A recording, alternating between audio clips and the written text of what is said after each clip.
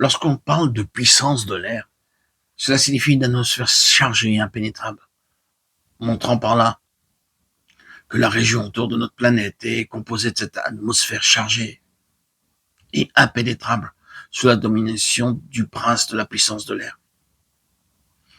Au-dessus de cette sphère se trouve la lumière où le Fils de Dieu, ressuscité, est assis en attendant que ses ennemis soient réduits à lui servir de marchepied. Hébreux 10:13.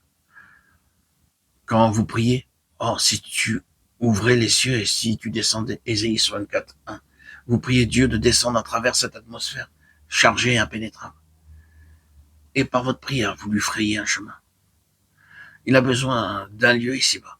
Il peut ouvrir les cieux, il peut déchirer cet air épais et opaque en réponse à nos prières et descendre en puissance merveilleuse parmi son peuple.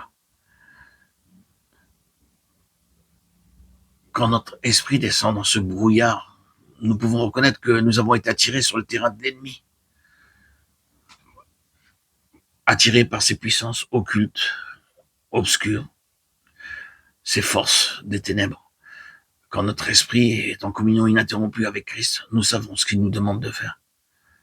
Car, quoi qu'il arrive, le Saint-Esprit demeure dans notre esprit. Si nous vivons dans un calme profond avec lui, nous arriverons à discerner les mouvements les plus doux de cet esprit. Quand nous n'avons pas été guidés dans notre esprit et que nous avons agi par nous-mêmes, tout a mal été. Quels enfants nous avons été. Que Dieu a été bon de se servir de nous. Il n'est pas étonnant que les puissances des ténèbres aient pu profiter de notre ignorance. Mais Dieu nous a donné la lumière, afin que nous devenions des soldats intelligents, capables de triompher dans la lutte. Étudions brièvement la seule portion agressive de ce passage, le 18e verset. C'est le point culminant de tout le passage. L'arme agressive du combattant, faisant en tout temps par l'esprit toutes sortes de prières et de supplications. Paul ne dit pas à genoux, à haute voix, il ne dit pas seul, mais il dit par l'esprit, en tout temps, c'est-à-dire des prières incessantes dans votre esprit. Si vous priez continuellement dans votre esprit, vous tiendrez l'ennemi en échec. Si vous ne priez pas, vous laissez entrer dans cette guerre, il faut toujours maintenir la victoire par la prière. Il devrait toujours émaner de nous un souffle, un courant de prière provenant de notre esprit, où le Saint-Esprit habite. C'est ainsi que nous pourrons toujours être agressifs. Que la prière s'arrête et vous apercevrez que l'ennemi vous encerclera de toutes parts. Pensez ce que nous pourrions accomplir si partout toujours nous allions avec cette prière incessante et agressive. Ils l'ont vaincu par le sang de l'agneau et par la parole de leur témoignage. Ils n'ont pas aimé leur vie, même jusqu'à la mort. Apocalypse 12:11. Et pour qui devons-nous prier? Pour tous les saints. Puis l'apôtre ajoute, veillant à cela avec persévérance et priant pour tous les saints, et pour moi, afin que Dieu me donne la grâce de parler librement et avec hardiesse pour faire connaître le mystère de l'Évangile. Mais Paul, je croyais que tu avais reçu le baptême du Saint-Esprit, tu n'as pas besoin de nos prières pour que ta bouche s'ouvre hardiment. Mes amis, Paul savait ce qu'il en était de cette guerre.